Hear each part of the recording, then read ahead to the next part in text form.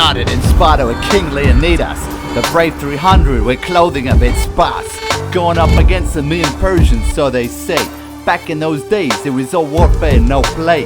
Totally outnumbered, yet still up for a challenge. The fighting style was badass, known as a phalanx. The immortal soldiers were the ultimate elite. The Spartans, however, accomplished an amazing feat.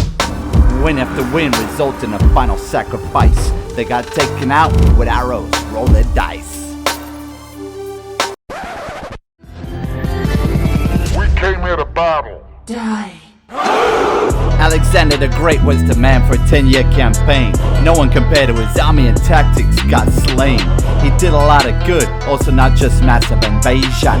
Everyone was tan back then, he was the OG Caucasian. His cavalry was the best of its kind, flanking his enemies, leaving them in a bind.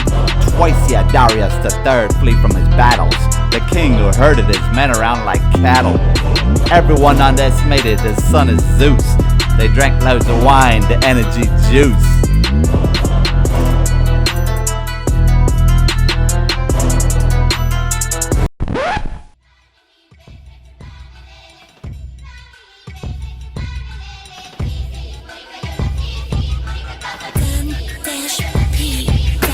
The Romans dominated the known world at a time. They had the best bodies, orgies that women would find. The top armor, weapons, and siege engines. Best money could buy in history, DEFO get a mention.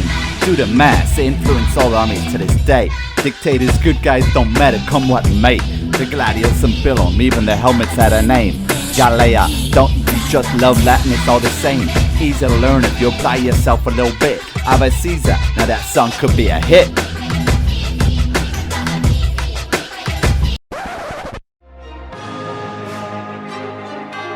Anyways, let's get to the twist of the whole thing.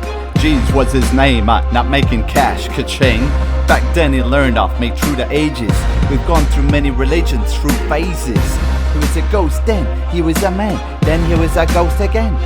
The women loved him, but most respect came from men. Invictus fought in a great arena, the Colosseum. He heard him in his head, he could even sense him. Jesus gave him strength enough to live forever.